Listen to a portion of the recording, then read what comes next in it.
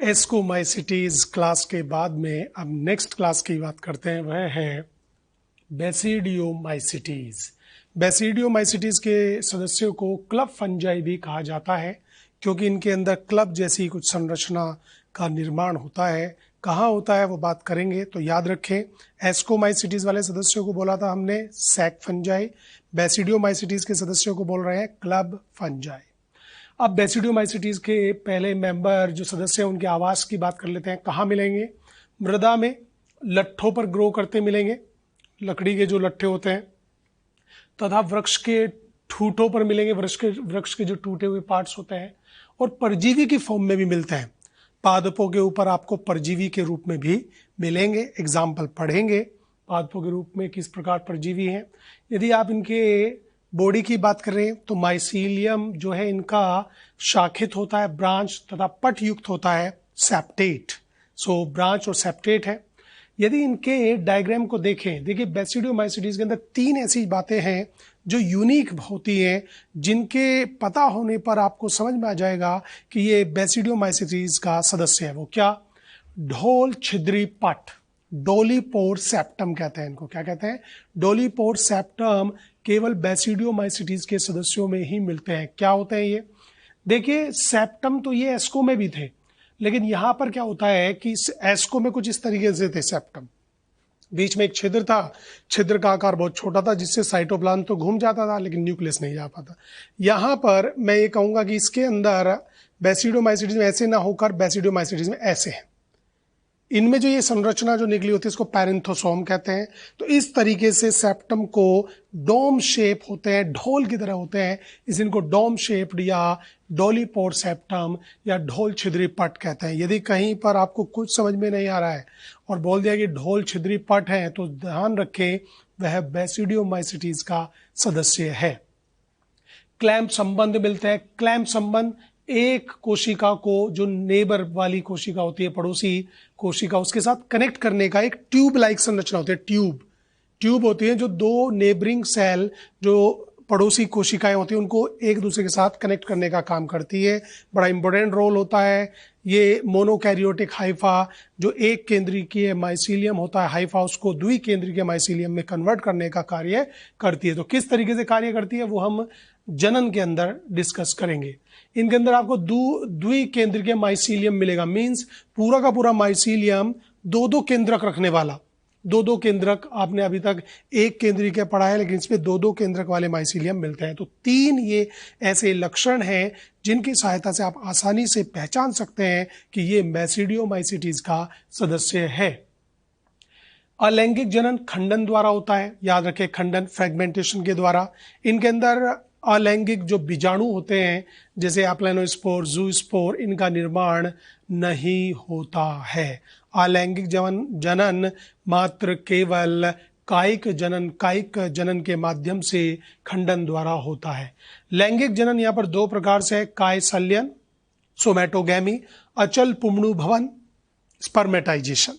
तो दोनों को पढ़ना है। कमाल की बात है, यहाँ दोनों डिटेल में पढ़ेंगे। सोमैटोगैमी भी पढ़ेंगे, कायसल्यन, अचल पुंबणु भवन मीन्स स्पर्मेटाइजेशन के बारे में भी बात करेंगे। अब यहाँ जो इन्फॉर्मेशन दी उसको होल्ड करेंगे, इस इन्फॉर्मेशन को लेंगे। जब आप ये जनन पढ़ लेंगे तब इस पर हम आएंगे। चलिए सबसे पहले बात करते हैं यहाँ पर कायसल्यन, सोमैटोगैमी। सोमैटोगैमी ये मिलेगा आपको अस्टिलेगो सदस्य में, एगैरिकस। दोनों मेंबर किसके हैं? बेसिडियोमाइसिटीज के हैं। तो देखिए थोड़ा मिलता जुलता है, आपने जो एस्को में पढ़ा था, एस्कोमाइसिटीज में दो हाइफा अपोजिट स्ट्रेन के हैं, हेट्रोथैलिक कंडीशन है, दोनों एक दूसरे के नजदीक आए, सेप्टम डिसोल्व हो गया, तो दोनों के बीच का जो साइटोप्लाज्म है वो क्या हो गया? मिक्स। साइटोप्लाज्म मिक्स होना जीव द्रव्य सल्यन कहलाएगा, मींस प्लाज्मोगैमी। उसके बाद में एक सेल के अंदर दो न्यूक्लियस, डाइकैरियोन, द्विकेंद्रीय स्ट्रक्चर आ गई। अब काम आएगा क्लैंप का। अब देखिए ये एक सेल दो केंद्र की है, द्विकेंद्रीय, दो न्यूक्लियस वाली। हमें पास की सेल भी द्विकेंद्रीय बनानी है, तो कैसे बनेगी? ये जो दो न्यूक्लियस है इनके अंदर माइटोसिस होगा, और ये दो से क्या बन जाएंगे? चार बन गए। देखिए, और इस सेल से ट्यूब लाइक कनेक्शन पड़ोसी जो सेल है उसके साथ कनेक्ट हो जाएगा, और इस ट्यूब से एक न्यूक्लियस यहां आ कर गिर जाएगा, इससे यहां पर आ जाएगा। तो इस तरीके से सेंटर वाली में दो ही रहे, और इसके जो दो थे वो नेबरिंग सेल में एक एक करके पहुंच गए, तो दो दो दो, 3 सेल में दो दो न्यूक्लियस कंडीशन, इसको बोलते हैं डाइकैरियोटिक हाइफा। तो मैं कह सकता हूं कि जो क्लैम्प संबंध होते हैं वो मोनोकैरियोटिक हाइफा को डाइकैरियोटिक हाइफा में परिवर्तित करने का कार्य करते हैं। एक केंद्रीय माइसीलियम को द्विकेंद्रीय माइसीलियम में कन्वर्ट करने का कार्य करते हैं क्लैम्प कनेक्शन, क्लैम्प संबंध। तो अब चलिए आगे बात करते हैं। अब ये जो सेल एन से उभार बनेंगे और उभार ये बनेंगे क्लब के आकार के, क्लब, इसलिए इनको क्लब फंजाई कहते हैं। तो क्लब की तरह बने। इन क्लब्स को बेसिडियम कहते हैं। क्या कहते हैं? बेसिडियम। अब इनमें ये दोनों न्यूक्लियस, दो न्यूक्लियस इनके अंदर ट्रांसफर हो गए, बेसिडियम में चले गए। बेसिडियम में जाने पर न्यूक्लियस आपस में फ्यूज कर जाएंगे, तो क्या हो जाएगी? केंद्रक संलयन हो जाएगा, मींस कैरियोगैमी। कैरियोगैमी होने पर 2n स्ट्रक्चर बनी है। तो हर बेसिडियम में डिप्लॉयड संरचना है, 2n स्ट्रक्चर है हर बेसिडियम में। उसमें मियोसिस होगा, तो न्यूक्लियस से 4 न्यूक्लियस बन जाएंगे, 4 4। हर एक न्यूक्लियस अपने चारों ओर साइटोप्लाज्म को लेकर सेल मेम्ब्रेन और भित्ति बनाएगा और कन्वर्ट हो जाएगा किसके अंदर? स्पोर्स के अंदर। यहां पर जो स्पोर्स का निर्माण है वो बहुत खास तरह का है, वो आपको समझना है। यहां पर स्पोर्स बेसिडियम के अंदर नहीं बनते हैं, बेसिडियम्स के बाहर की ओर बनते हैं। मतलब ये जो न्यूक्लियस है बाहर की ओर धक्का लगाएगा और सेल मेम्ब्रेन, सेल वॉल को लेकर ये यहां से अलग हो जाएगा। तो यहां पर जो स्पोर्स है, क्योंकि ये बेसिडियोमाइसिटीज के अंदर बन रहे हैं, तो इन स्पोर्स को कहते हैं बेसिडियो स्पोर्स। और ये बेसिडियो स्पोर्स बाहर की ओर बनते हैं और अंदर किसी क्लोज स्ट्रक्चर में नहीं बनते, इसलिए इनके ओरिजिन को एक्सोजीनस कहते हैं, बाह्य रूप से बनते हैं, एक्सोजीनस। एस्कोमाइसिटीज में जो एस्कोस्पोर्स है वो अंदर की ओर बने थे, 4 8 16 बने थे। यहां पर मात्र 4 बनते हैं, एक बेसिडियम में 4 बनते हैं, याद है 4 बेसिडियोस्पोर्स बेसिडियम पर बनते हैं। अब एक और काम होता है साथ में, ये जो बेसिडियम है क्योंकि स्पोर्स बनाएगी तो इसको प्रोटेक्शन देना जरूरी है, तो माइसीलियम इसके चारों ओर इकट्ठा होना शुरू हो जाता है और एक फ्रूटिंग बॉडी फलन काय का निर्माण करता है। इस फलन काय को बेसिडियोकार्प कहते हैं। कोई बड़ा नाम नहीं है, बहुत सिंपल है। एस्कोमाइसिटीज में फलन काय एस्कोकार्प, बेसिडियोमाइसिटीज में फलन काय बेसिडियोकार्प। सो बेसिडियोकार्प के अंदर बेसिडियम में एक्सोजीनसली बनने वाले स्पोर्स बेसिडियोस्पोर्स, और नंबर है 4, फिक्स होता है 4, याद रखना है। ये स्पोर्स बेसिडियोस्पोर्स रिलीज होते हैं, नमी पाते हैं, अंकुरित होते हैं, जर्मिनेट करके माइसीलियम का निर्माण कर लेते हैं। तो इस प्रकार सोमेटोगैमी काय संलयन होता है बेसिडियोमाइसिटीज के सदस्यों में। अब हम क्या करते हैं, बेसिडियोमाइसिटीज और एस्कोमाइसिटीज के अंदर जो सोमेटोगैमी है उसमें बनने वाली संरचनाओं का आपस में कंपैरिजन, तुलना करते हैं। तो यहाँ तुलना दिखाइए, एस्कोमाइसिटीज बेसिडियोमाइसिटीज। एस्कोमाइसिटीज में क्या बनती है? एस्कस, जो कि होती है कैसी? सैक की तरह, इसलिए इनको सैक फंजाई। बेसिडियोमाइसिटीज में बनती है बेसिडियम, ये होती है क्लब की तरह, इसलिए इनको क्लब फंजाई कहा जाता है। एस्कोमाइसिटीज में बनने वाले स्पोर्स का नंबर 4 8 16 होता है। सामान्यतः अधिकांश 8 बनते हैं, इसलिए हमने 8 को सर्कल किया है। बेसिडियोमाइसिटीज में बेसिडियोस्पोर्स फिक्स हैं 4, ना तो 4 से कम ना 4 से ज्यादा। इसके बाद में यहां पर जो एस्कस को कॉम्पैक्ट स्ट्रक्चर बनाकर फ्रूटिंग फलन का है वो एस्कोकार्प कहलाती है। यहां पर बेसिडियोकार्प कहलाती है, बेसिडियोकार्प। यहां पर जो स्पोर्स है एस्कोस्पोर्स, उनका ओरिजिन अंतः होता है एंडोजीनस, यहां पर उनका ओरिजिन एक्सोजीनस होता है। ये चारों पॉइंट्स बड़े इंपॉर्टेंट हैं एस्को और बेसिडियोमाइसिटीज के बीच में कंपैरिजन करने के लिए। यदि आप सोमेटोगैमी दोनों में अच्छे से समझ जाएंगे तो इनमें कंपैरिजन जो किया है उसको याद करने में आपको डिफिकल्टी नहीं होगी। अब चलिए, ये तो था सोमेटोगैमी के बारे में। अब बात करते हैं दूसरा लैंगिक जनन का प्रकार, वह अचल पुंबड़ू भवन स्पर्मेटाइजेशन। स्पर्मेटाइजेशन ये मिलता है पक्सीनिया के अंदर। पक्सीनिया एक ऐसा सदस्य है बेसिडियोमाइसिटीज का जिसको रस्ट फंजाई कहते हैं। वो क्यों कहते हैं रस्ट फंजाई? क्योंकि ये पक्सीनिया वीट को, गेहूं को बहुत बुरी तरीके से नुकसान पहुंचाता है और करता है गेहूं पर किट रोग, ब्लैक रस्ट या स्टैम रस्ट भी कहते हैं, रस्टिंग कर देता है और गेहूं के उत्पादन को बहुत बुरी तरीके से प्रभावित करता है। और इसका नाम है पूरा पक्सीनिया ग्रामिनिस। ये पक्सिनिया ग्रामिनिस का जो पूरा का पूरा जीवन चक्र है स्पर्मेटाइजेशन के माध्यम से, ये बहुत ही कॉम्प्लेक्स और जटिल रहा है। इसको समझ पाना इतना आसान नहीं रहा है। लेकिन इसको समझाने वाले एक भारतीय प्लांट पैथोलॉजिस्ट जिनका नाम है प्रोफेसर केसी मेहता, जो कि आगरा यूनिवर्सिटी के अंदर प्रोफेसर थे, उन्होंने पहली बार पक्सिनिया ग्रामिनिस का पूरा जीवन चक्र विस्तार से समझाया, जिसको रस्ट चक्र या रस्ट साइकिल कहा जाता है। प्रोफेसर केसी मेहता साहब ने बताया, देखिए समझे, कि जो पक्सिनिया है उसके दो होस्ट होते हैं, जिसमें प्राइमरी होस्ट जो है, प्राथमिक जो होस्ट है वह है गेहूं, वीट, और सेकेंडरी होस्ट जो है वो है बारबेरी। तो पहले तो बात यही याद रखनी है आपको कि पक्सिनिया जो है वो एक उभयश्रायी मींस हेट्रोशियस फंजाई है। हेट्रोशियस फंजाई उनको कहते हैं जो अपना जीवन चक्र दो पोषक में पूरा करते हैं। ओटोशियस एक में पूरा करते हैं, हेट्रोशियस दो होस्ट के अंदर अपना जीवन चक्र पूरा करते हैं। इसमें पहला जो प्राइमरी होस्ट है वो वीट है और सेकेंडरी होस्ट बारबेरी है।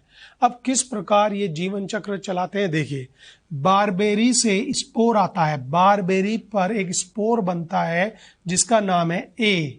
अब ए का मतलब है एशियोस्पोर, मैंने शॉर्ट में लिखा है, आप डिटेल में इसको नोट भी कर सकते हैं। ए बनता है एशियोस्पोर बारबेरी पर, और हवा के माध्यम से ये आता है वीट पर, और वीट पर इन्फेक्शन करता है। इसलिए एशियोस्पोर के माध्यम से होता है प्राथमिक संक्रमण, प्राइमरी इन्फेक्शन होता है, ध्यान रखें। प्राइमरी इन्फेक्शन होने के बाद में वीट के ऊपर बनता है यू नाम का स्पोर, जिसे कहते हैं यूरिडोस्पोर। सो यूरिडोस्पोर बना। यूरिडोस्पोर करता है सेकेंडरी इन्फेक्शन। सेकेंडरी इन्फेक्शन कौन करेगा? यूरिडोस्पोर। यूरिडोस्पोर इन्फेक्शन करेगा, यूरिडोस्पोर से टैलिटोस्पोर बन जाएंगे, टैलिटोस्पोर से फिर बेसिडियोस्पोर। वीट के ऊपर बनने वाले तीनों स्पोर्स को सीक्वेंस में फिर से रिपीट करता हूं। पहले बनेगा यूरिडोस्पोर, यूरिडोस्पोर सेकेंडरी इन्फेक्शन करेगा, फिर टैलिटोस्पोर बनेगा, टी टैलिटोस्पोर, फिर बनेगा बेसिडियोस्पोर।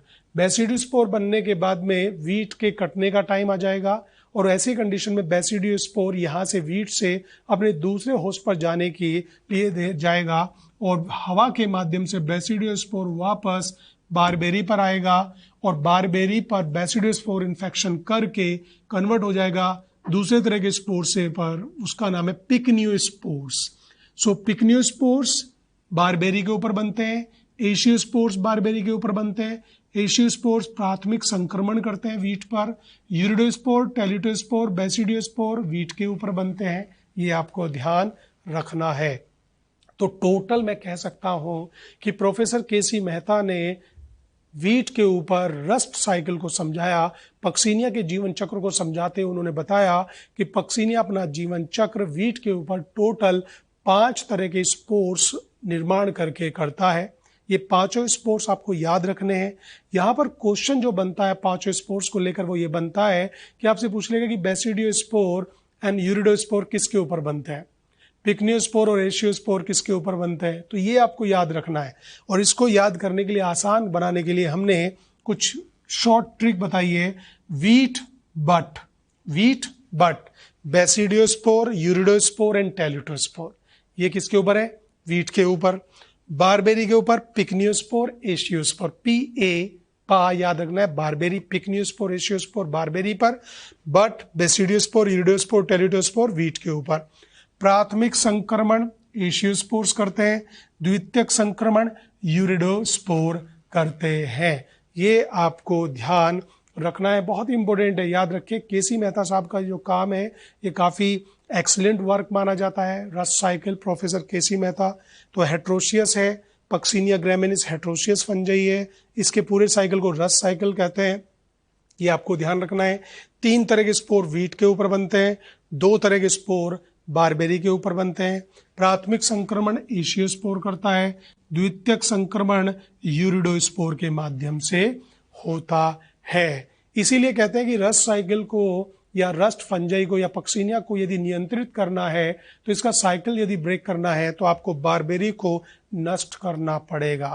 तो रस्ट साइकिल या कहें पक्सीनिया के इन्फेक्शन या रस्ट डिजीज को नियंत्रित करने का सबसे बेहतर तरीका यही उन्होंने सजेस्ट किया था प्रोफेसर केसी मेहता साहब ने कि जो वीड है, खरपतवार है, बारबेरी एक खरपतवार है, इसको पूरा नष्ट कर दो तो उससे रस्ट साइकिल टूट जाएगा और आपके वीट जो है वो इन्फेक्शन से बच जाएगा। तो यहाँ पर हमने बात की जनन के बारे में बेसिडियोमाइसिटीज के।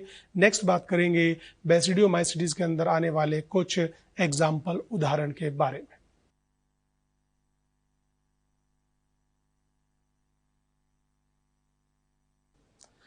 बेसिडियोमाइसिटीज क्लास के अंदर लैंगिक जनन जो हमने समझा सोमेटोगेमी एंड स्पर्मेटाइजेशन के बाद में हम बात करते हैं बेसिडियोमाइसिटीज के अंदर आने वाले एग्जाम्पल्स उदाहरण के बारे में बात करते हैं। पहला है ब्रैकेट और शेल्फ फंजाई। देखिए ब्रैकेट और शेल्फ फंजाई इनको क्यों कहते हैं, क्योंकि इनकी जो फलन काय है, फ्रूटिंग बॉडी है, वो ब्रैकेट के समान होती है, ब्रैकेट की तरह होती है, इससे इनको ब्रैकेट और शेल्फ फंजाई कहा जाता है। ये लकड़ियों के ऊपर, लकड़ी के लट्ठों के ऊपर ग्रो करते रहते हैं और इनको काफ़ी लोग खाते भी हैं, इनको निकाल लेते हैं, इनको साफ करके क्लीन करके कंज्यूम किया जाता है। तो एडिबल है, ध्यान रखें। पफ बॉल्स के बारे में बात करें, पफ इनका जो बॉडी है वो पफ फलनकाय होता है, मीन्स बड़ी डेलिकेट गुब्बारे नुमा संरचना का होता है कि आप हल्का सा टच करेंगे बस्ट हो जाता है, तो इनको पफ बॉल्स या पफ फंजाई भी कहते हैं। इसका एग्जाम्पल है क्लेवेशिया।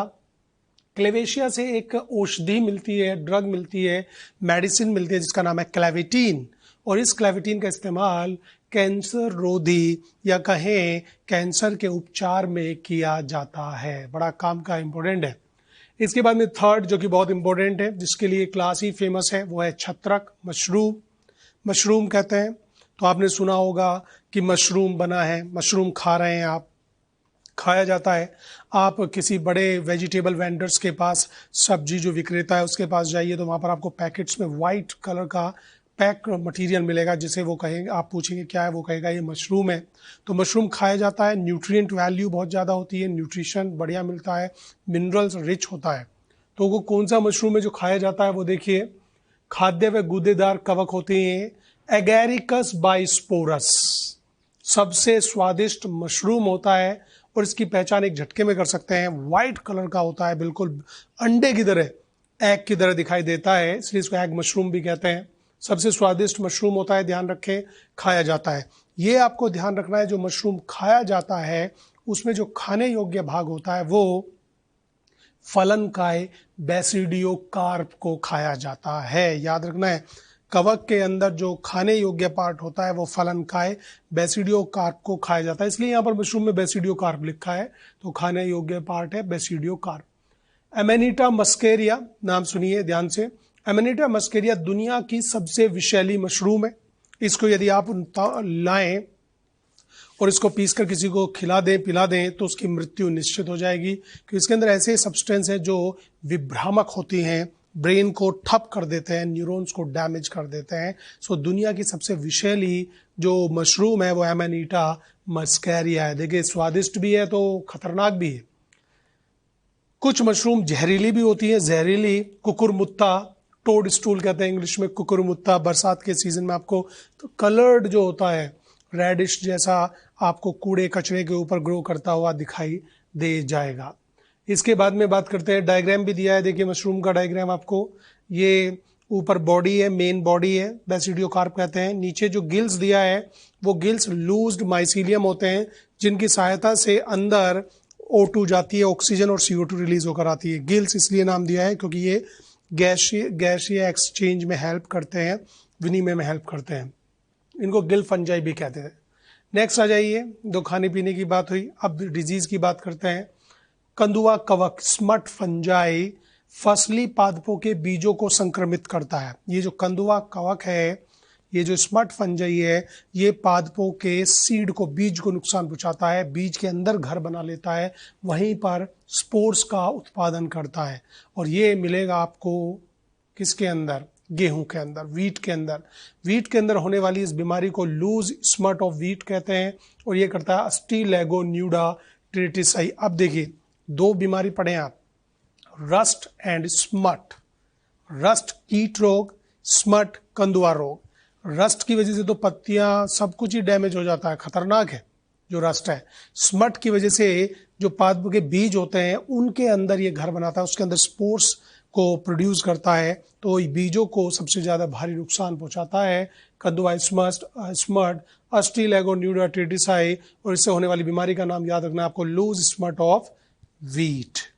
बर्ड नेस्ट फंजाई, देखिए नाम दिया है बर्ड नेस्ट, मतलब चिड़िया के घोंसले वाला कवक। क्यों कहते हैं? घोंसला आपने देखा है, घोंसला होता है और उसके अंदर अंडे रखे रहते हैं, एग्स।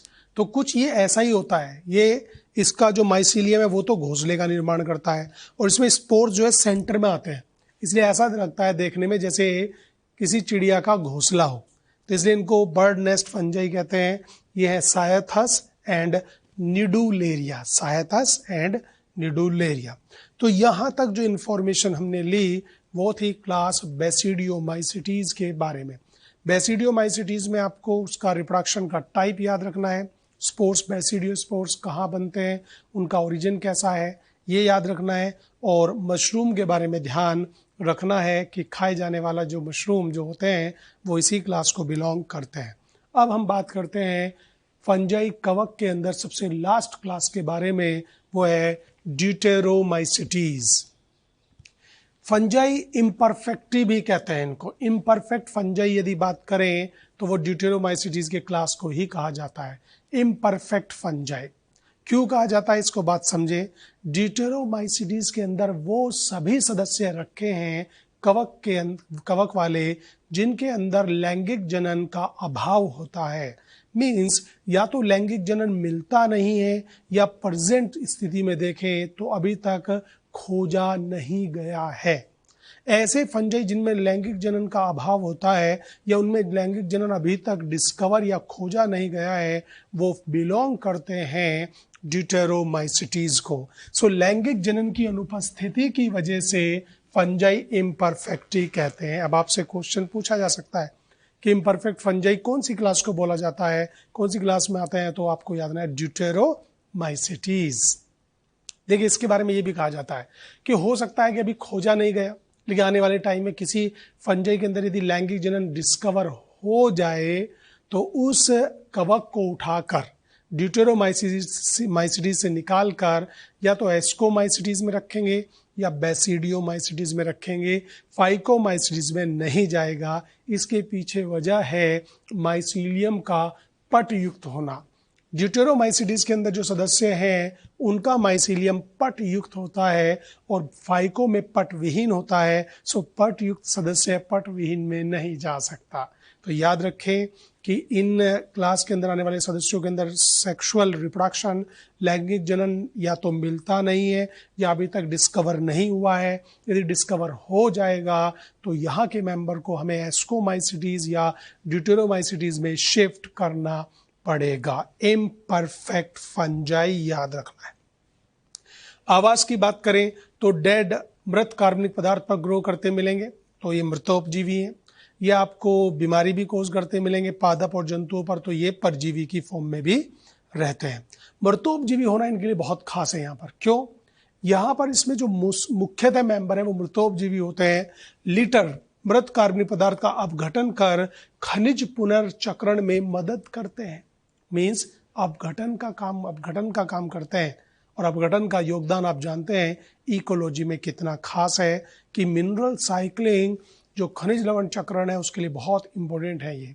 इसलिए आपसे यहाँ पर एक क्वेश्चन बनता है कि निम्नलिखित में से कौन सी क्लास के सदस्य या कौन सी क्लास पारिस्थितिकी के अंदर एक मुख्य रोल अदा करती है। तो ड्यूटेरोमाइसिटीज पारिस्थितिकी के अंदर, इकोलॉजी के अंदर यदि कोई मुख्य रोल की बात कर रहा है तो इसका मतलब वो खनिज लवण चक्रण को लेकर बात कर रहा है, और खनिज लवण चक्रण कराते हैं ड्यूटेरोमाइसिटीज के मुख्य मेन अधिकांश सदस्य। उदाहरण भी दिया ट्राइकोडर्मा।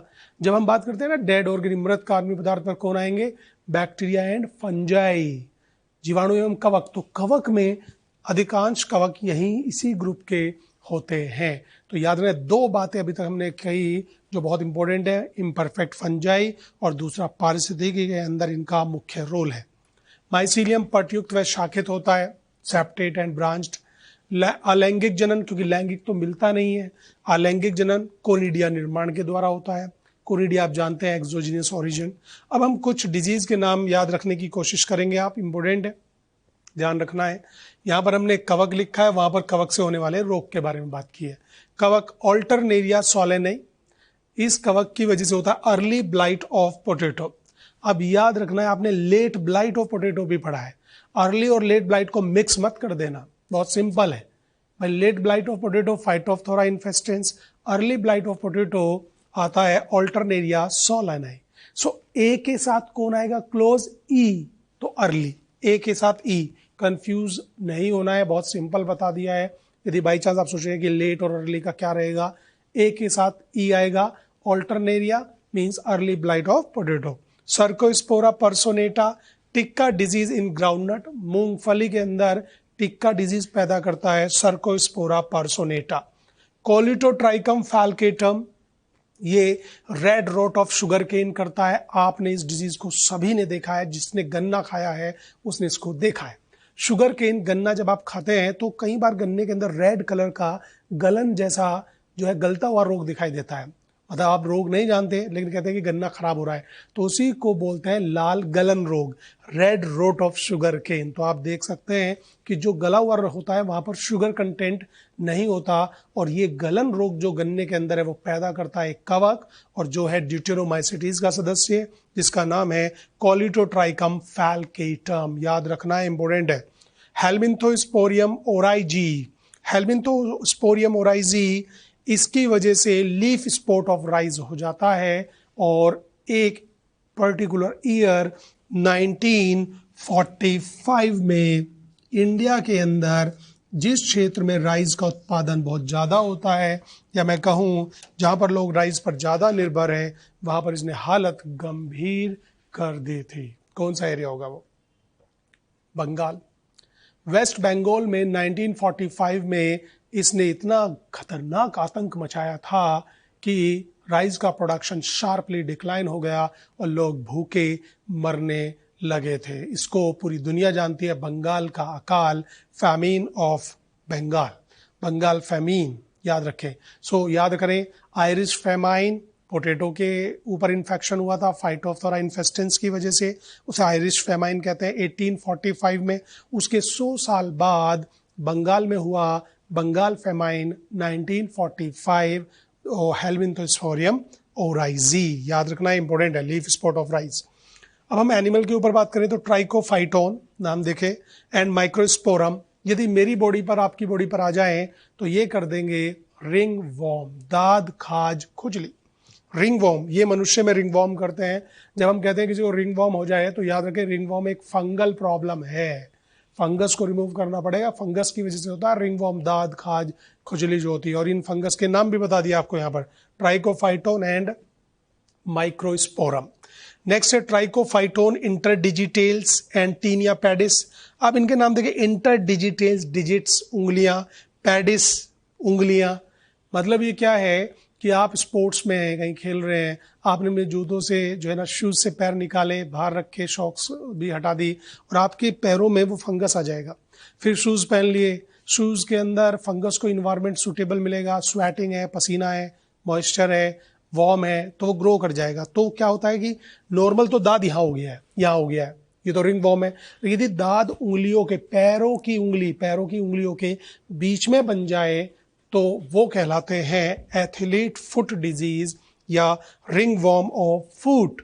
और इसको करने के लिए जिम्मेदार है ट्राइकोफाइटोन इंटरडिजिटेल एंड टीनिया पैडिस। बहुत ज्यादा हालत गंभीर कर देते हैं, चलना फिरना बंद हो जाता है आदमी का, क्योंकि उंगली के बीच में दाद हो जाता है, रिंग वॉर्म हो जाता है और बहुत ही मुश्किल पैदा कर देते हैं। तो ये भी मनुष्य में एथलीट फुट डिजीज या रिंग वॉर्म ऑफ फुट करते हैं ट्राइकोफाइटोन इंटरडिजिटेल्स एंड टीनिया पैडिस, जो कि सदस्य हैं ड्यूटेरोमाइसिटीज के। इसके बाद में यहाँ पर कंप्लीट हो जाता है अपना किंगडम माइकोटा या कहीं फंजाई।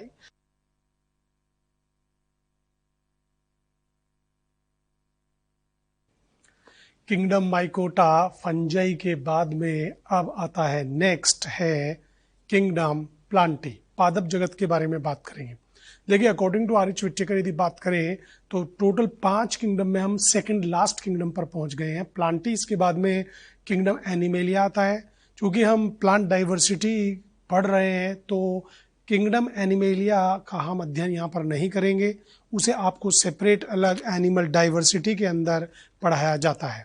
तो हमारा ये कह सकते हैं कि जो जगत है, पादप जगत प्लांट डाइवर्सिटी में, पादप जगत प्लांट किंगडम, ये लास्ट टॉपिक है जिसके अंदर हम पादपों का अध्ययन करेंगे। देखिए, जब हम पादप की बात करते हैं तो जनरली हमारे दिमाग में आता है कि जड़, तना, पत्ती। आपकी जानकारी के लिए मैं बता दूं कि नेचर के अंदर, प्रकृति के अंदर ऐसे भी पादप होते हैं जिनमें जड़, तना, पत्ती जैसी संरचना होती ही नहीं है। ऐसे भी पादप होते हैं जो जलीय होते हैं, ऐसे भी पादप होते हैं जिनमें भ्रूण का निर्माण नहीं होता, ऐसे भी पादप होते हैं जिनके पास जाइलम फ्लोएम नहीं होता है, ऐसे भी पादप होते हैं जिनके पास बीज का निर्माण नहीं होता, ऐसे भी पादप होते हैं जिनमें फल का निर्माण नहीं होता। सामान्यतः आप चारों ओर जो देखते हैं वो सबसे एडवांस पादप को देखते हैं, लेकिन नेचर के अंदर कुछ ऐसे पादप भी हैं जिनमें जड़, तना, पत्ती, बीज, भ्रूण, इनका सब का अभाव होता है, लेकिन वो फिर भी पादप कहलाते हैं। तो आपको यहाँ डिटेल में प्रिमिटिव, बिल्कुल सिंपल तरह के पादप से लेकर एडवांस पादप की ओर हम बात करेंगे।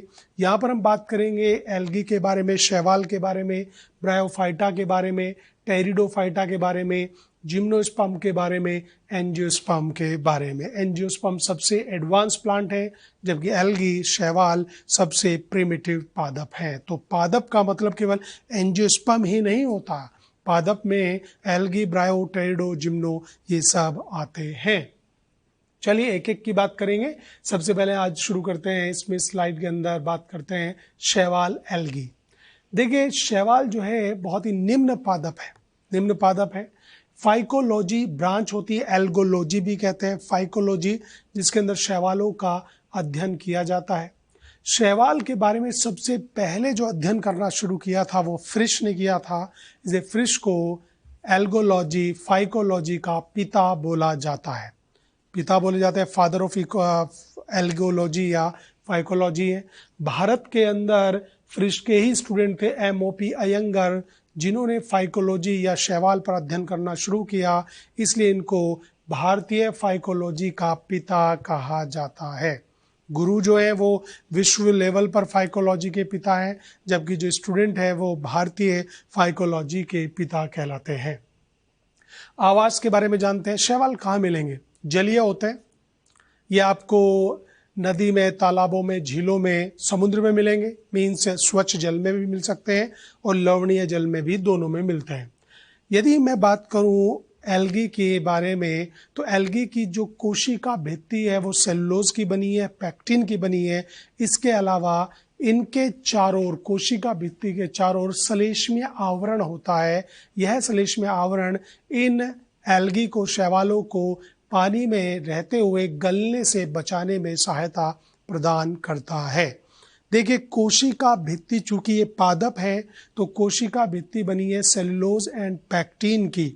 इसके अलावा कुछ ऐसे सब्सटेंस हैं जो केवल मात्र शैवाल की कोशिका भित्ति को ही बनाते हैं और किसी में नहीं मिलते।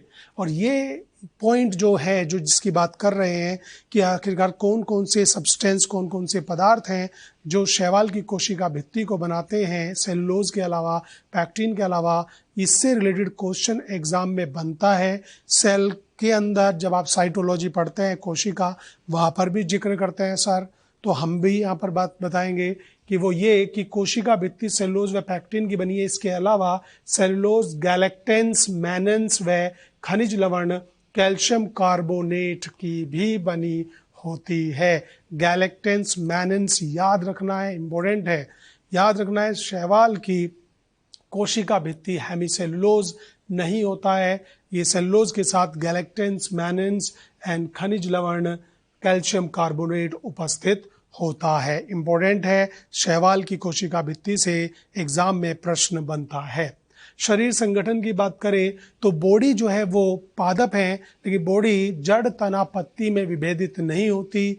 बॉडी केवल ढेर सारी कोशिकाओं का एक मास होता है जिसे थैलस कहते हैं, इसलिए इनकी बॉडी को थैलॉइड बॉडी कहा जाता है। जड़ तना पत्ती में विभक्त नहीं है। उत्तक तंत्र अनुपस्थित होता है। कोशिका तो ढेर सारी है, लेकिन उत्तक तंत्र का टिश्यू का निर्माण नहीं होता है। पोषण की बात करें, न्यूट्रिशन की बात करें, तो ये पिगमेंट धारी है, पिगमेंट रखते हैं। क्लोरोफिल ए मिलता है, बीटा कैरोटीन मिलता है, यूनिवर्सल पिगमेंट है। ये अपना भोजन प्रकाश का इस्तेमाल करके खुद निर्माण करते हैं, इसलिए प्रकाश संश्लेषी स्वपोषी होते हैं। वर्णक chlorophyll A and beta carotene है, ये एक यूनिवर्सल पिगमेंट है। चलिए नेक्स्ट बात करें, जनन के बारे में जानते हैं। रिप्रोडक्शन एल्गी के अंदर 3 प्रकार होता है। इससे होता है कायिक जनन, वेजिटेटिव रिप्रोडक्शन, अलैंगिक जनन, असेक्सुअल रिप्रोडक्शन, लैंगिक जनन सेक्सुअल रिप्रोडक्शन। कायिक जनन वेजिटेटिव रिप्रोडक्शन विखंडन के द्वारा होता है। फ्रेगमेंटेशन, बॉडी का एक पार्ट टूटा, उसने दूसरा बॉडी तैयार कर दिया। अलैंगिक जनन जो है वो 2 प्रकार से है। वो निर्भर करता है कि वातावरण अनुकूल है या प्रतिकूल है। यदि वातावरण अनुकूल है, फेवरेबल है, तो चल बीजाणु ज़ूस्पोर का निर्माण होता है। यदि वातावरण प्रतिकूल है तो अनफेवरेबल कंडीशन में अचल बीजाणु एप्लेनोस्पोर, सुप्त बीजाणु हिप्नोस्पोर एंड एकाइनीट का फॉर्मेशन होता है। देखिए, चल बीजाणु और अचल बीजाणु, सुप्त बीजाणु, एकाइनीट में यही बड़ा अंतर है कि कंडीशन यदि प्रतिकूल है तो भित्ति मोटी रखी जाती है, यदि कंडीशन अनुकूल है तो भित्ति पतली रखी जाती है। तो ये चल बीजाणु पतली भित्ति वाले होते हैं, याद आपको रखना है। अब हम बात करते हैं लैंगिक जनन। लैंगिक जनन देखिए पहले भी बात कर चुके हैं, प्रोटिस्टा में आपने देखा था। समयुग्मकी आइसोगैमस, जब गैमीट शेप, साइज में, आकार में, संरचना में बिल्कुल एक समान हो तो समयुग्मकी आइसोगैमस कहते हैं। जब असमान हो असमयुग्मकी कहते हैं। जब मेल तो हो, मोटाइल, चलित हो, और फीमेल जो गैमीट हो वो अचल हो, बड़े साइज का हो, तो उसे अंडयुग्मकी कहा जाता है। समयुग्मकी के कुछ एग्जाम्पल है, याद रखना है। सी मतलब क्लेमाइडोमोनास, क्लेमाइडोमोनास डी बैरियनम, याद रखें। समयुग्मी में यूलोथ्रिक्स, समयुग्मकी में ही एक्टोकार्पस, समयुग्मकी में स्पाइरोगायरा, समयुग्मकी में क्लेडोफोरा। ये सब एग्जाम्पल ऐसे हैं जो समयुग्मकी आइसोगैमस टाइप का रिप्रोडक्शन दिखाते हैं। असमयुग्मकी में क्लेमाइडोमोनास ब्रोनी एंड यूडोरीना, याद रखना है, असमयुग्मकी एंड आइसोगैमस।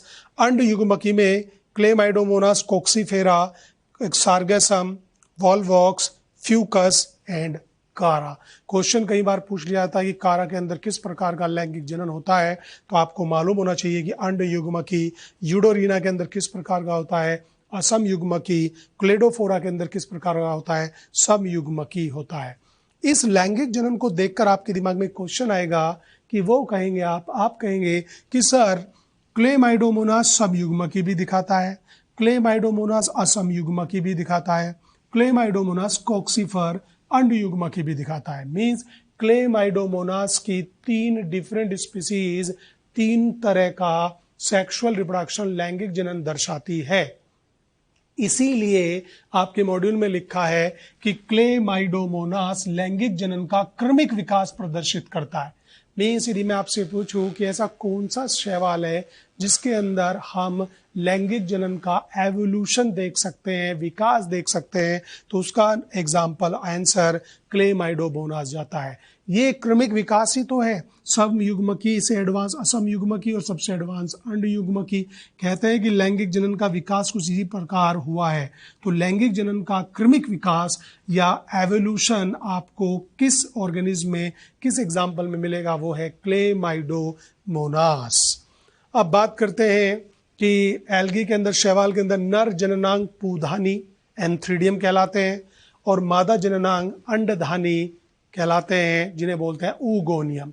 एक खास इंपॉर्टेंट इंफॉर्मेशन वो ये एल्गी को लेकर कि शैवाल बहुत ही प्रिमिटिव टाइप के ऑर्गेनिज्म हैं या पादप हैं, तो इनके अंदर मिलने वाले जननांग पूधानी या अंडधानी जो हैं ऊगोनियम, ये जो कवच होता है जिसे कहते हैं जैकेट, जैकेट विहीन, जैकेटलेस एवं एक कोशिकीय होते हैं, यूनिसेल्युलर एक कोशिकीय, जैकेट विहीन, जैकेटलेस होते हैं। लेकिन एक ऐसा ग्रीन एल्गी है, हरित शैवाल है, कारा, जो अपवाद स्वरूप हायर प्लांट्स जैसा गुण रखता है। मीन्स उसके अंदर मिलने वाले जननांग पूधानी एंथ्रीडियम जैकेटेड होते हैं, जैकेट युक्त होते हैं और बहुकोशिकीय होते हैं। अंडधानी भी ऐसी होती है। तो याद रखिए कारा में जननांग बहुकोशिकीय व जैकेट युक्त होते हैं। ये डायग्राम आपकी एनसीईआरटी में है, इसलिए हमने यहाँ पर रखा है और एग्जाम में भी पूछा जाता है। इस डायग्राम को हम अच्छे से एक्सप्लेन कर देते हैं, याद रखना है। ये कारा का मेन बॉडी है, झाड़ू की तरह होता है। अब इसमें कारा में सेक्स ऑर्गन दिखाए हैं, जननांग। याद रखें कारा में जननांग ऊपर FSO फीमेल सेक्स ऑर्गन मादा जननांग है। इस मादा जननांग को न्यूक्यूल बोला जाता है। याद रखना है कि कारा के अंदर मादा जननांग को न्यूक्यूल कहते हैं और वो ऊपर की साइड में प्रेजेंट रहता है, ऊपर। और उसके नीचे जो है मेल सेक्स ऑर्गन नर जननांग को ग्लोब्यूल कहा जाता है और ये ग्लोब्यूल न्यूक्यूल के नीचे लोकेटेड रहता है। कई बार एग्जाम में इस प्रकार भी प्रश्न आता है कि आपको ये डायग्राम दे दिया जाएगा और इसको मार्क कर दिया जाएगा A और इसको B और कहा जाएगा A और B का नाम बताइए और ये भी बताना है कि नर कौन सा है, मादा कौन सा है। तो बिल्कुल सिंपल याद रखना है। ऊपर की ओर कौन प्रेजेंट है, मादा जननांग जिसको बोलते हैं न्यूक्यूल। नीचे कौन प्रेजेंट है, नर जननांग जिसे कहते हैं ग्लोब्यूल। और ये कारा का है। कारा एक हरित शैवाल है जिसके अंदर अपवाद स्वरूप बहुकोशिकीय व जैकेट युक्त नर जननांग एवं मादा जननांग मिलते हैं।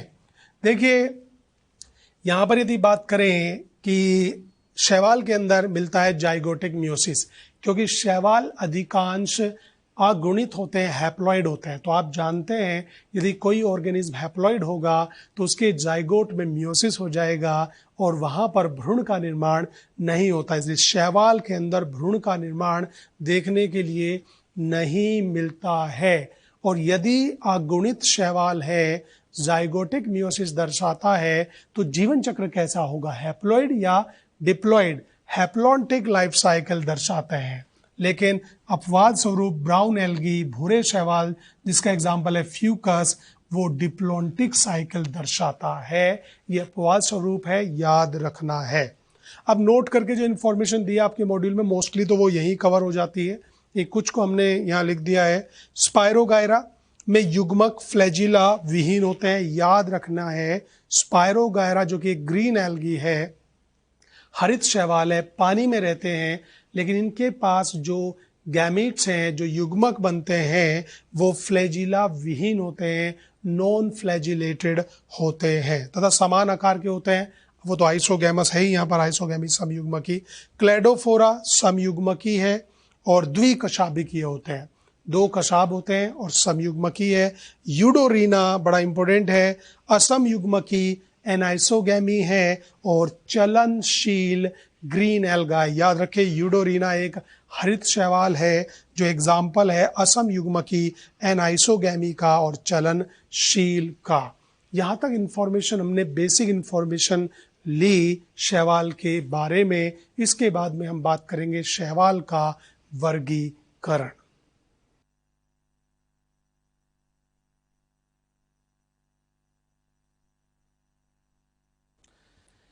शैवालों के वर्गीकरण के बारे में बात करते हैं, क्लासिफिकेशन की बात करते हैं। तो शैवालों को का जो वर्गीकरण का आधार है वो क्या है, कौन से कैरेक्टर हैं, कौन से गुण हैं जिनके आधार पर एल्गी को क्लासिफाई किया गया है, शैवालों को वर्गीकृत किया है। वो है प्रकाश संश्लेषी वर्णक फोटोसिंथेटिक पिगमेंट, कोशिका भित्ति संगठन सेल वॉल कंपोजिशन, और थर्ड है संग्रहित भोजन स्टोरेज फूड। ये तीनों हैं जिनके बेसिस पर शैवाल को वर्गीकृत किया गया है। इनमें सबसे मुख्य है प्रकाश संश्लेषी वर्णक। ये आपको याद रखना है, सबसे मुख्य है प्रकाश संश्लेषी वर्णक। शैवालों को निम्न वर्गों में बांटा है, क्लोरोफाइसी, फियोफाइसी, रोडोफाइसी। ये क्लास है, वर्ग है। क्लोरोफाइसी के मेंबर को हरे शैवाल ग्रीन एल्गी भी कहते हैं। फियोफाइसी के सदस्यों को भूरे शैवाल ब्राउन एल्गी भी कहते हैं और रोडोफाइसी के सदस्यों को रेड एल्गी या लाल शैवाल भी कहा जाता है। तो हम एक एक करके वर्ग को, क्लास को पढ़ेंगे। सबसे पहली क्लास शुरू कर रहे हैं जो इसमें पढ़नी है अपने को, क्लोरोफाइसी या जिसे ग्रीन एल्गी या हरे शैवाल कहा जाता है। हरे शैवाल सबसे विकसित शैवाल है, सबसे डेवलप्ड जो है एल्गी माने जाते हैं। इनको उच्च पादपों का पूर्वज माना जाता है। कहा जाता है कि हरे शैवाल से ही ब्रायोफाइटा, टेरिडोफाइटा, जिम्नोस्पर्म, एंजियोस्पर्म का इस प्रकार एवोल्यूशन हुआ है। मींस कि एल्गी के अंदर भी हरे शैवाल ब्रायोफाइटा के सबसे समीप माने जाते हैं। क्यों माने जाते हैं, क्या वजह है, वो हम बात करेंगे, अभी समझाएंगे। आवाज देखिए जो ग्रीन एल्गी है, हरे शैवाल, ये आपको स्वच्छ जल में, नदी, तालाब, झीलों में मिलेंगे। ये आपको लवणीय जल समुद्र में भी मिलेंगे, ध्यान रखें। ये आपको नम भूमि पर भी मिलेंगे, परजीवी के रूप में भी मिलते हैं। तो इसका मतलब ये हुआ कि ये क्या हुए, सर्वव्यापी, कोस्मोपॉलिटन। इंग्लिश में इसके लिए यूज किया जाता है शब्द कोस्मोपॉलिटन, सर्वव्यापी, जो हर जगह मिलता हो, वो मृदा में भी हो, पादप पर भी हो, इस तरीके से सर्वव्यापी है। संरचना की बात करें तो हरे शैवाल की कोशिका भित्ति दृढ़ होती है, आंतरिक परत सेलुलोज की बनी होती है और बाहरी परत पेक्टोज की बनी होती है। अब थोड़ा और संरचना को देखें तो हमने संरचना को 1, 2, 3, 4 4 भागों में विभाजित किया है। आपको हरे शैवाल एक कोशिकीय मिलेंगे, निवह रूपी कॉलोनियल भी मिलेंगे। आपको हरे शैवाल बहुकोशिकीय तंतु में मल्टी सेलुलर फिलामेंटस भी मिलेंगे।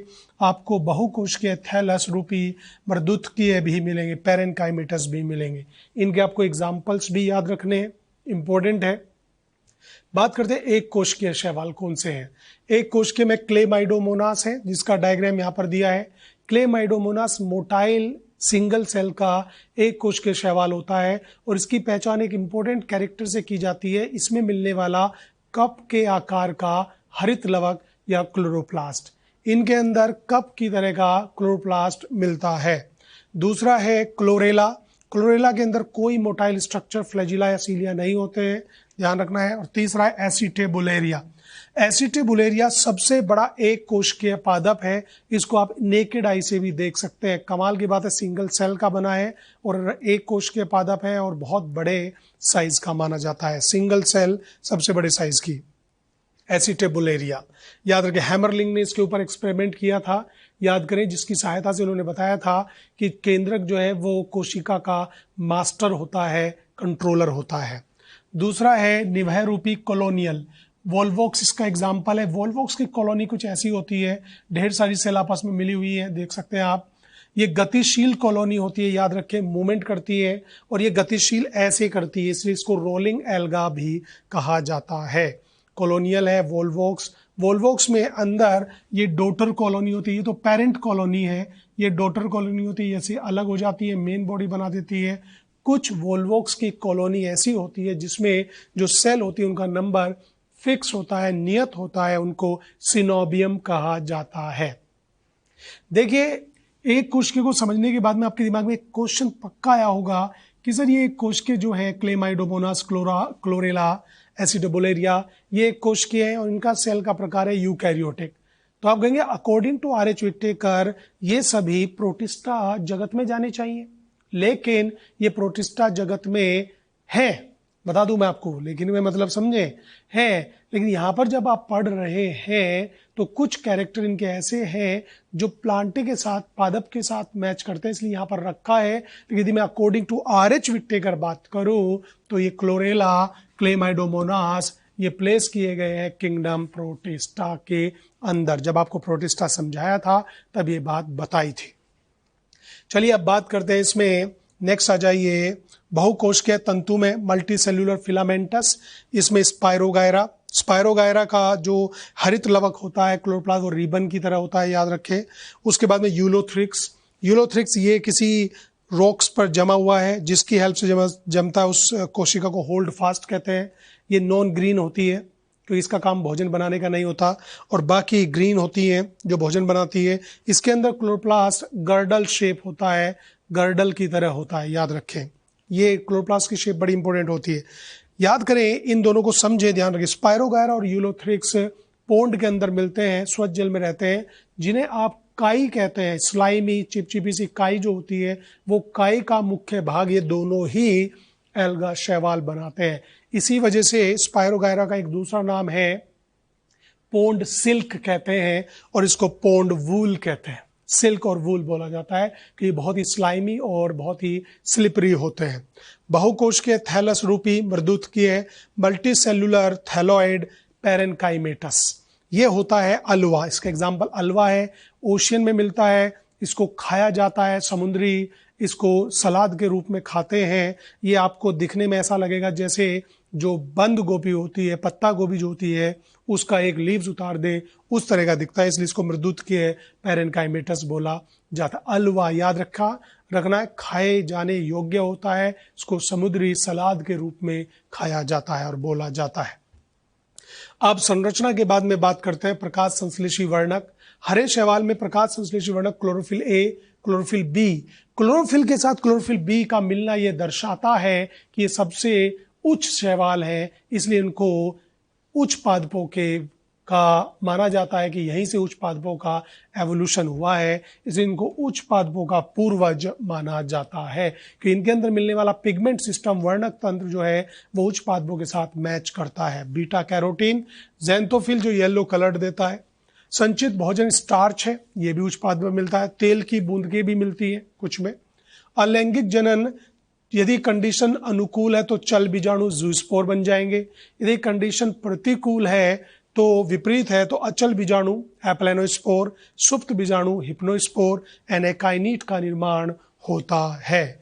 लैंगिक जनन की बात करें तो समयुग्मकी, असमयुग्मकी, अंडयुग्मकी तीनों प्रकार का होता है, क्योंकि इसके अंदर एग्जाम्पल है क्लेमाइडोमोनास का, और क्लेमाइडोमोनास में तीनों प्रकार का मिलता है लैंगिक जनन, क्योंकि क्लेमाइडोमोनास में आपने पढ़ा है कि क्लेमाइडोमोनास लैंगिक जनन का पूरा एवोल्यूशन दर्शाता है, क्रमिक विकास। नोट में लिखा है कि वर्णक व कोशिका भित्ति के संगठन के आधार पर उच्च पादपों से समानता है। कोशिका भित्ति भी इनकी उच्च पादपों जैसी है, वही सेलुलोज और पैक्टोज, और उसके अलावा इनका जो वर्णक तंत्र है वो भी उच्च पादपों से मैच करता है, इसलिए इनको पूर्वज माना जाता है और काफी नजदीक माना जाता है। इनके अंदर पायरोनोइड्स मिलता है। पायरोनोइड्स हरित लवक के अंदर मिलता है। इस पायरोनोइड्स में दो सब्सटेंस को, मटेरियल को संचित किया जाता है, एक स्टार्च, दूसरा प्रोटीन। याद रखना है प्रोटीन को सेंटर में किया जाता है और उसके चारों ओर स्टार्च होता है। लिखा है प्रोटीन के चारों ओर स्टार्च जो होता है वह पायरोनोइड्स कहलाता है, और पायरोनोइड्स एक संचय करता है भोज्य पदार्थ को। कौन कौन से? प्रोटीन एवं स्टार्च को ग्रीन एल्गी के अंदर ही आपको मिलेगा। अब बात करते हैं इकोनॉमिक इंपॉर्टेंस, आर्थिक महत्व की। भोजन के रूप में प्रयोग किया जाता है। क्लोरेला जो है एल्गी, इसमें प्रोटीन की मात्रा बहुत ज़्यादा होती है, इसको टैंक में ग्रो कराया जाता है, मवेशियों को खाने में भी दिया जाता है, जिससे कि मिल्क के अंदर प्रोटीन की मात्रा बढ़ जाती है। प्रतिजैविक के रूप में क्लोरेला से ही क्लोरेलिन प्रतिजैविक मिलती है, जो कि एक एंटीबायोटिक्स की तरह यूज होती है। अंतरिक्ष के अंदर अंतरिक्ष यात्री इसको अपने साथ लेकर जाते हैं। ये दो कार्य वहाँ पर करता है। एक तो अंतरिक्ष यान या जो प्रयोगशाला है उसके अंदर CO2 को यूज़ करता है, ऑक्सीजन रिलीज करता है, तो ऑक्सीजन का उत्पादन करता है, और दूसरा ये प्रोटीन का एक बहुत अच्छा स्रोत है, तो इसको खाने में एज ए फूड की तरह यूज अंतरिक्ष यात्री करते हैं। परजीवी शैवाल की बात करें, सिफेलोरस। अच्छा देखिए, परजीवी से पहले यदि देखें तो भोजन, प्रतिजैविक, अंतरिक्ष में एक याद किया, तीनों में ये आ रहा है क्लोरेला। क्लोरेला भोजन के रूप में भी यूज हो रहा है। क्लोरेला जो है वो एंटीबायोटिक्स का भी उत्पादन कर रहा है। क्लोरेला अंतरिक्ष यात्री भी ये लेकर जाते हैं, अंतरिक्ष विज्ञान में भी यूज हो रहा है, ध्यान रखें अंतरिक्ष में। परजीवी शैवाल ये एक नेगेटिव है। सिफेलोरस एक हरा शैवाल है जो चाय के पौधों को प्रभावित करता है। चाय के पौधों में होने वाला लाल कीट रोग, रेड रस्ट जो डिजीज है, वो एक हरे शैवाल सिफेलोरस से होती है, तो ये आपको ध्यान रखना है। तो ये जो सारी इंफॉर्मेशन थी ये थी हरे शैवाल के बारे में। तो हरे शैवाल में आपको याद रखना है उच्च पादपों से समानता रखते हैं कि इनके अंदर वर्णक कुछ इस प्रकार का मिलता है। इसमें जो क्लासिफिकेशन दिया है ये आपको याद रखना है। क्वेश्चन यहाँ पर बनता है, वोल्वोक्स को लेकर बन जाता है, ध्यान रखना है। स्पायरोगैरा यूलोथ्रिक्स को लेकर बन जाता है। इसके अलावा इनका आर्थिक महत्व आपको याद रखना है। ग्रीन एल्गी, हरे शैवाल के बाद में बात करेंगे भूरे शैवाल, ब्राउन एल्गी।